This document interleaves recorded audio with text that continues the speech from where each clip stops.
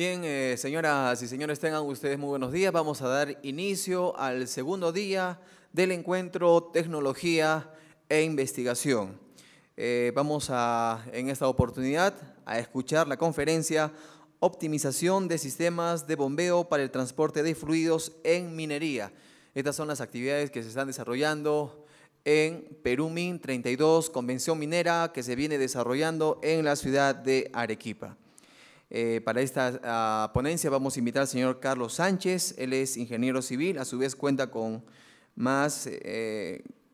un título en gerencia internacional. Actualmente es responsable de la gestión, planificación y operación de los recursos hídricos de Sauder Perú, Toquepala, brindando soporte técnico en temas hídricos a los programas de ampliación de empresas, monitoreos participativos, negociaciones para el manejo de conflictos sociales por el agua. Asimismo, desarrolla su tesis de maestría titulada Influencia de variables macroclimáticas en la sequía meteorológica en el sur del Perú en la Universidad Politécnica de Valencia de España. Entonces vamos a invitar para que se acerque al podio al señor Carlos Sánchez, hidrólogo responsable de recursos hídricos de Sauder Perú, con el tema denominado Investigación y Tecnología Minera. Lo recibimos con fuertes aplausos, por favor.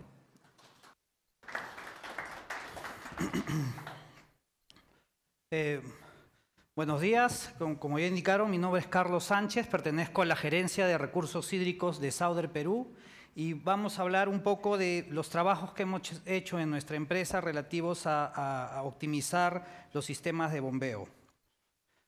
La agenda que vamos a realizar tiene estos puntos. Vamos a hablar de la estrecha relación que existe entre el agua y la energía. Mostraré algunos sistemas de bombeo que tenemos en nuestra compañía y que son típicos de diversas aplicaciones mineras.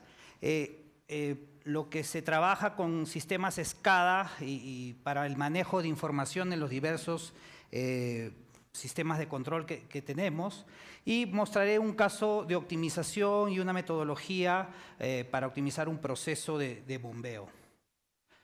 El agua y la energía están íntimamente relacionadas. Estos son los puntos fuertes del Día Mundial del Agua del 2014 de la ONU, en la cual se indica pues, que el agua tiene relación con la energía porque para producir agua necesitamos de energía y para producir energía necesitamos de agua. Y en un escenario con suministros limitados y una demanda cada vez mayor, es importante maximizar lo que es el ahorro. Por lo tanto, el sector minero es necesario que implemente estrategias y políticas para mejorar la eficiencia del uso del agua y de la energía. En el Perú tenemos una componente importante del uso del agua, de energía hidráulica, aunque la componente térmica, como podemos ver, se ha incrementado bastante en los últimos años. ¿Cuánto es el aporte de energía que representa el consumo del sector minero? En Chile, más o menos de la producción del consumo de energía eléctrica representa un 32%. En el Perú estamos en el orden del 27%. Y si hablamos en términos de energía total, estamos hablando en el orden de 11% para Chile y un 10% para Perú aproximadamente. Entonces, el ahorro de energía es una variable muy importante y como vamos a ver, los sistemas de bombeo pueden ser una buena estrategia para minimizar los consumos y más en un escenario de bajos precios de los minerales en el cual nos estamos desenvolviendo. Esto en relación a lo primero, a la relación que existe entre el agua y la energía, aproximadamente un 8% de la energía global se utiliza para la extracción y tratamiento de agua. Entonces, cuando estamos ahorrando agua, también estamos ahorrando energía. Por el lado de los sistemas de bombeo, se requiere aproximadamente un 20% de la demanda energética mundial y en ciertas industrias se necesita hasta un 50% de la energía consumida se utiliza en sistemas de bombeo. Y debido a que los sistemas de bombeo son intensivos en el uso de energía, establecer procesos de optimización puede representar una gran oportunidad de ahorro, ¿no? Por ejemplo, en el caso de Sauder, el bombeo representa un 15% del costo operativo para el 2014. Existen diversas aplicaciones mineras que utilizan sistemas de bombeo. Acá podemos ver, por ejemplo, el sistema de bombeo flotante para una presa de relaves con un sistema en paralelo de 5 bombas con turbina vertical. Cuando el sistema de bombeo no es suficiente para enviar una carga dinámica necesaria, se tiene que poner un sistema en serie, ¿no? Este es otro sistema también en paralelo de 6 bombas, turbina vertical, para lo que es el agua de una presa de relaves. Este es un sistema de bombeo para relaves con bombas de tipo pistón de diafragma, ¿no? Son 3 bombas que tenemos de potencias de hasta 900 HPs. Acá vemos una aplicación también para minería, que es el abastecimiento de agua de una fuente que tenemos en Sauder. Son 4 bombas en paralelo, son bombas centrífugas monoetápicas de carcasa partida, ¿no? Con potencias de 1500 HPs. Y este, por ejemplo, es una bomba centrífuga para el bombeo de pulpa a la salida del molino, que envía el flujo a los ciclones, donde se separa los gruesos y los finos continúan a los sistemas de flotación de la planta. Como podemos ver, existen diversas aplicaciones en la minería y estos sistemas de bombeo utilizan energía de forma permanente. Este sistema es el que vamos a considerar en el análisis porque es el que se ha optimizado. Es un sistema para la producción de agua, la extracción de agua subterránea. Son bombas turbina vertical multietapa que trabajan con 1800 RPM y potencias del orden de 250 HP, que es más o menos el estándar que nosotros manejamos. Luego voy a mostrar un poco cómo es la instrumentación que se ha puesto en estos sistemas de bombeo.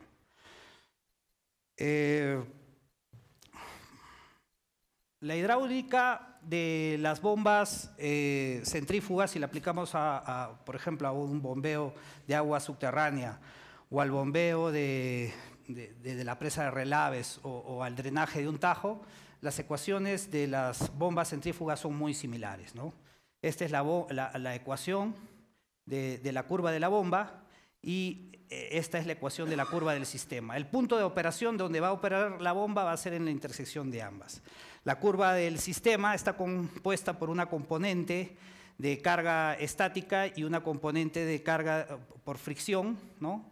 Y generalmente este punto de operación no se encuentra dentro de la zona de máxima eficiencia, aunque eso es lo que cuando uno compra una bomba o hace un diseño normalmente quiere. Existen ventajas de operar dentro de la zona de máxima eficiencia, como tener un mínimo consumo de energía, reducir los riesgos de cavitaciones, disminución de vibraciones y por lo tanto menores costos de mantenimiento. Sin embargo, la operación de los sistemas de bombeo fuera de la zona de la máxima eficiencia disminuye drásticamente la eficiencia del sistema, impactando en el incremento del consumo de energía. Y existen múltiples causas que pueden generar esto, desde una mala selección de la bomba, que muchas veces sucede, hasta un sobredimensionamiento en la tubería. Por ejemplo, normalmente los diseñadores, para cubrirse en el caudal que van a ofertar, sobredimensionan la tubería y eso genera que la curva del sistema tienda a ser más horizontal, con lo cual va a intersectar en otro punto de la curva de la bomba que no necesariamente va a estar dentro de la zona de máxima eficiencia.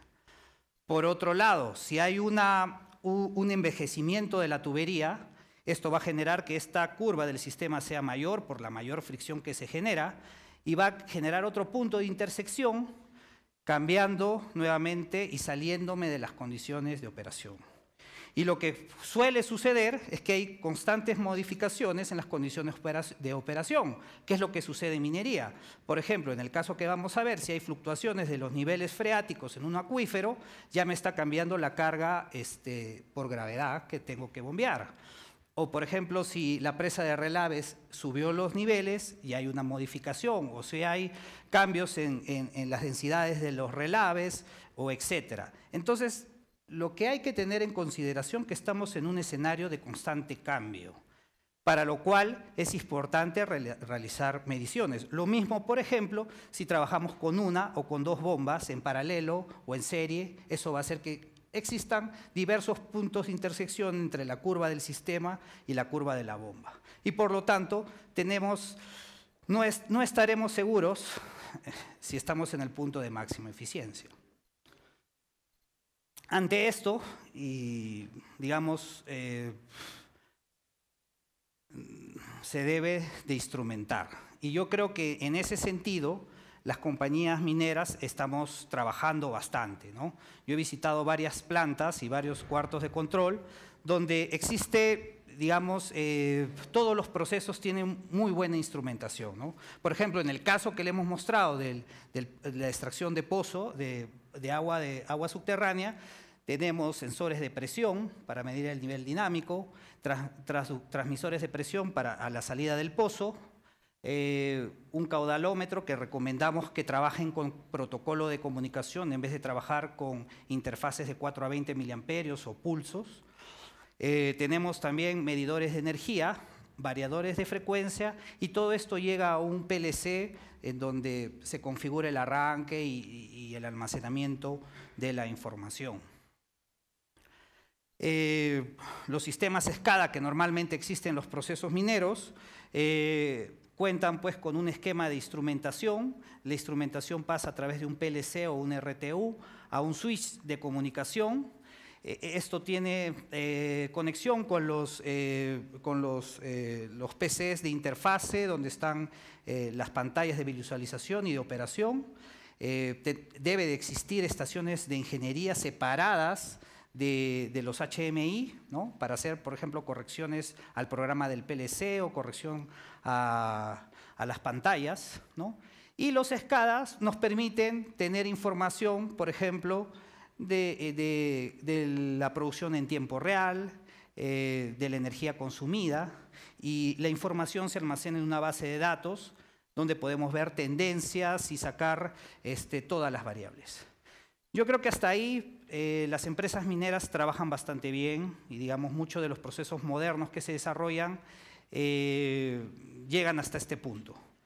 Lo que se plantea y lo que estamos un poco desarrollando es ir un paso más, ir a hacer un análisis de la información, un análisis de los datos que se guardan en nuestras bases de datos para hacer ingeniería y de desarrollar procesos de optimización y mejorar mediante reglas de operación nuestros procesos y minimizar costos. El caso que vamos a plantear es un caso real, son 4 bombas que tenemos que corresponden a 4 pozos. Los pozos tienen caudales que oscilan entre 50 y 120 litros por segundo. Existen abatimientos en los acuíferos del orden de 10 a 65 metros. Las potencias de los motores son de 250 HP. Tuberías con esquemas telescópicos que van desde los 10 pulgadas en la salida, a la salida de los pozos hasta 28 pulgadas con una longitud total de 12 kilómetros. Existen en cada pozo variadores de velocidad y un sistema SCADA que controla la información y se almacena, ¿no? Este es el esquema, por ejemplo, del modelamiento del acuífero y de la componente del pozo a un modelo matemático hidráulico, ¿no? Se ubica en el nivel estático un reservorio y la variación del nivel freático, la variación histórica que debe ser registrada, se ingresa como una pérdida local en una válvula antes de la bomba, ¿no? Por supuesto que se ingresa la bomba, las curvas de la bomba, en este nodo se pone un punto de presión para comparar con la presión de la salida de la bomba que está en el instrumento, que va a ser el punto de calibración y que va a ser importante para poder verificar que la energía de salida del modelo corresponda a la energía real que se está midiendo, ¿no? Al final, la idea es tener un modelo calibrado que me represente de forma adecuada la energía que se está consumiendo para esa operación. El caso tiene el siguiente esquema. Como mostramos acá, esta es la parte real del sistema de operación. A través de la instrumentación que ya hemos visto, se toman los datos de las distintas variables del proceso. Estas variables se enlazan a una base de datos SQL, y esta base de datos se accesa a través de MATLAB, que puede tomar datos de la base de datos. Y esta información se envía a un modelo hidráulico que lo hemos desarrollado en EPANET, que resuelve de forma satisfactoria y reproduce la presión, caudal, potencia en función de las RPMs generadas por los variadores de frecuencia. Una vez que tenemos el modelo calibrado para, digamos, unas varias condiciones de diversas de operación, ¿no? Hay que hacer pruebas, tenemos un modelo listo, ¿no?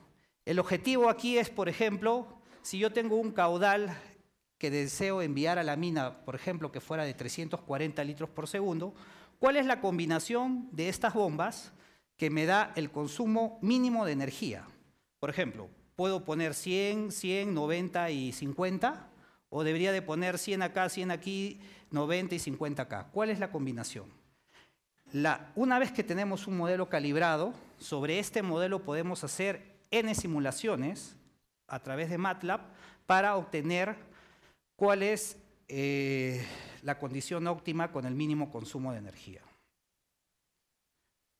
Y eso se hace a través de un esquema de optimización. Y este esquema de optimización, digamos, es genérico. Lo pongo aquí, pero los pasos que se siguen aquí es para el desarrollo de un proceso cualquiera. Es necesario plantear una necesidad de optimización. En este caso se ha planteado como objetivo minimizar el consumo de energía para una demanda establecida de agua.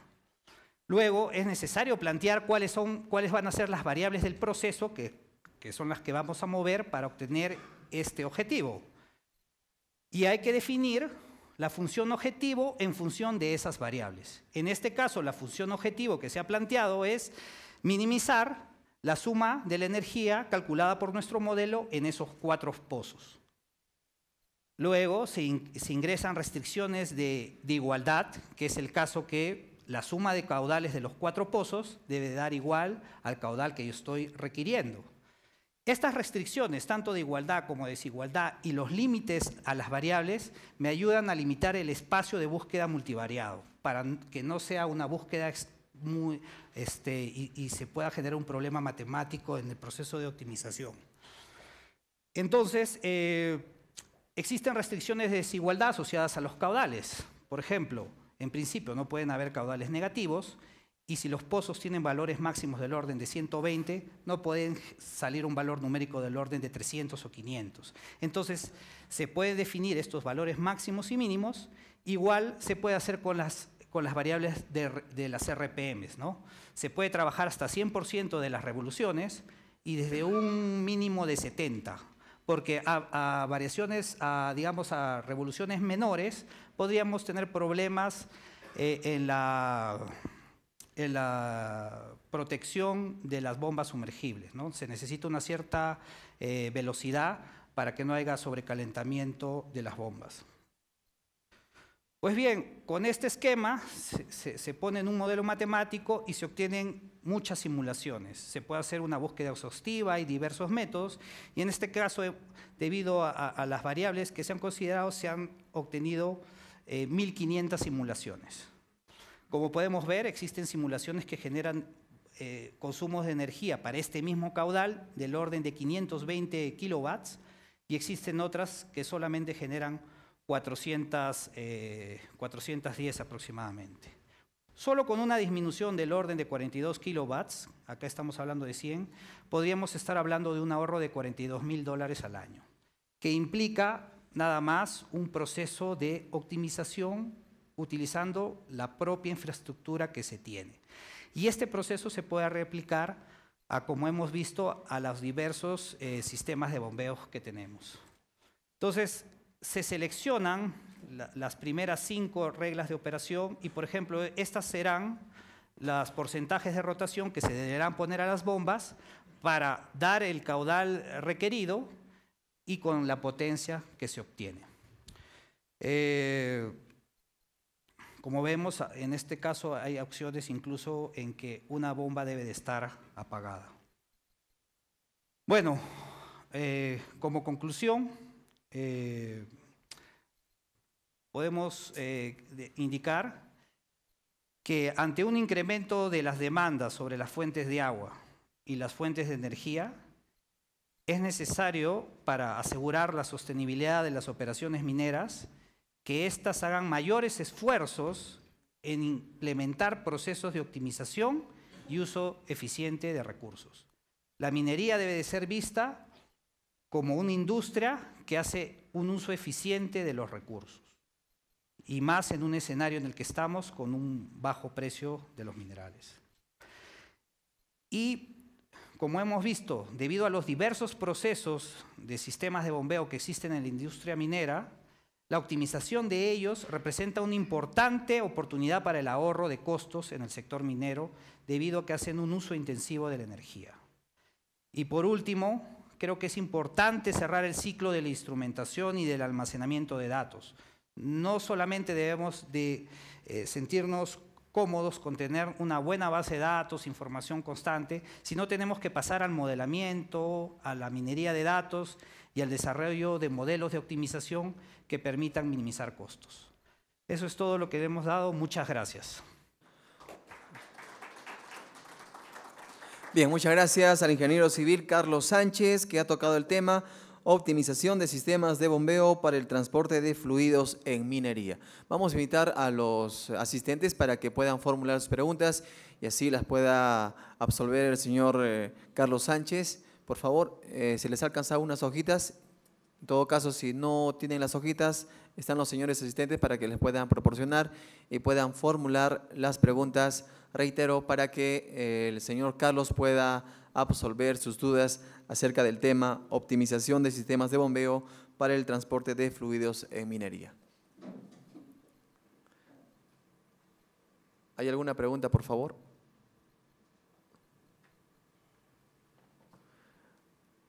Bueno, en todo caso, señor Carlos Sánchez, para que pueda ultimar algunos detalles que de repente quisiera agregar y podamos culminar con su ponencia.